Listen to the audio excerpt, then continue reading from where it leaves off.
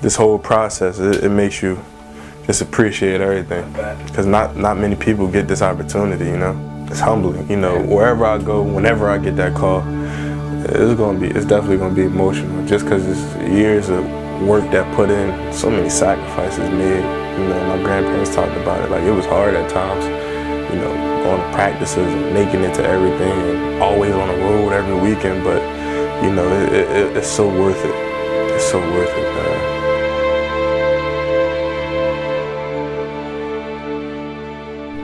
September 14th, 1996. Bilal Shakur Nichols was born to a single mother supporting him and his younger sister in Chester, Pennsylvania. My father wasn't in my life, so my mom thought it would be best for me to move with my grandparents, who also lived in Chester at the time but lived in a better area. Just so I could have more stability and, you know, I could have that father figure in my life, which is my grandfather.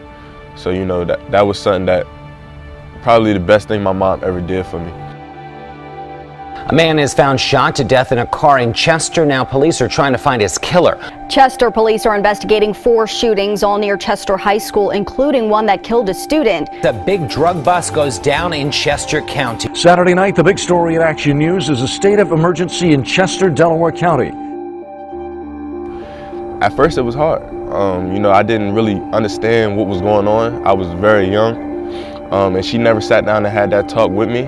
So when she dropped me off and, you know, a couple weeks went past and she didn't come back, it was confusing as a young child. You really didn't know. Actually, when it actually happened, he was like 5, I think. And, you know, she was like, it was like she was having a tough time, you know, and we just, you know, she asked us, you know, could we take him off her hands, and we did. We already love him. He was our grandson. We was up for it. You know, anything for our family. Well, I do know that his grandparents, in his eyes, are pretty much like his parents. They're very supportive at every home game. They don't miss it. There are tons of practices, and they want nothing but the best for the young man. I am a father of a young one, and I hope that I can provide for my child what his grandparents have provided for him as he has grown and matriculated over the years to college, and now hopefully an NFL career.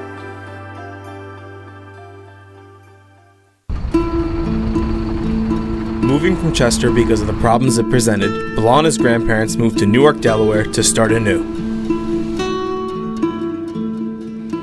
You know, the first time I met Bilal was finishing up his 8th grade year, becoming a freshman here at Hodson. What we did is we did home visits, and I had the opportunity to meet him, with a home visit, basically sharing information, congratulating him for being accepted as a student to Hodson Votech, along with, at that time I was the head football coach too, so I was able to talk a little about the football program and and the excitement of having him be a part of, just at Hodson, but as well as the football program here. Me working in the discipline office here at Hodson, he wasn't a discipline problem. Again, I credit it back to, how he was raised, but just a fun kid, but during the time where he needed to be serious, he was serious. I always told him grades, work ethic, all of that was always first and important to me. Him going to school, studying for his finals, being focused, and that was a number 1 priority, Support anything he wanted to do. He loved sports, any kind of sport he loved.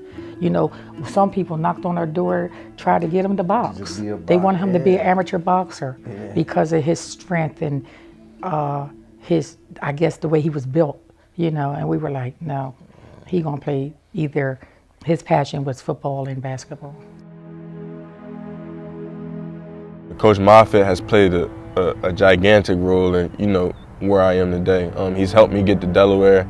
I didn't really know anything at all about the recruiting process coming out of high school. And, the constant support that I get from him and the coaching staff at Hodson is tremendous.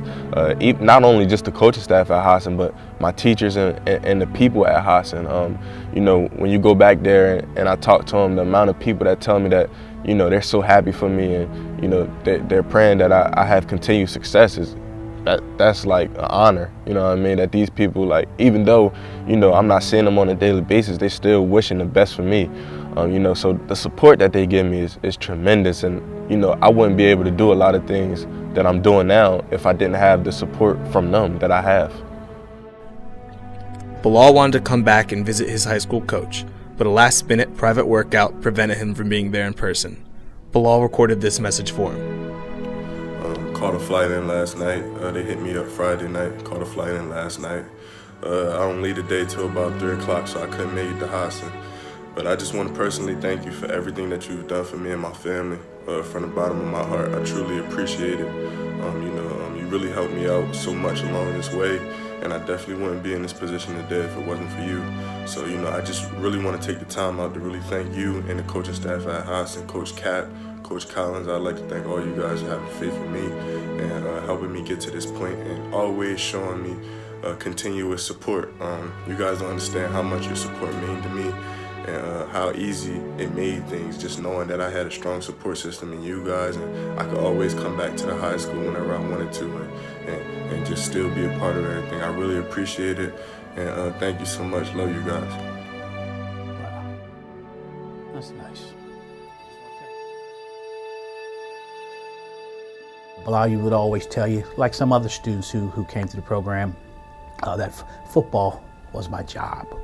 You know, everything else, you know, basketball, that's my hobby. He was good at both, but football, you know what, he really grew into the body type, you know, as a football player, and, you know, and he continued to just build on that, you know, from high school throughout the next level, to the University of Delaware.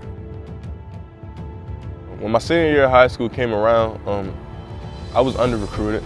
You know, it was a lot of schools that liked me, but, you know, I felt as though I wasn't really getting, you know, the respect I deserved. You know, I didn't have that many offers. Like I said, I was under-recruited, and it was something that drove me every day. I'm a very motivated person. I always had a chip on my shoulder since I was a little child. You know, I was going to make it for myself, and I was going to be a guy that people looked at and be like, wow, how didn't they recruit him?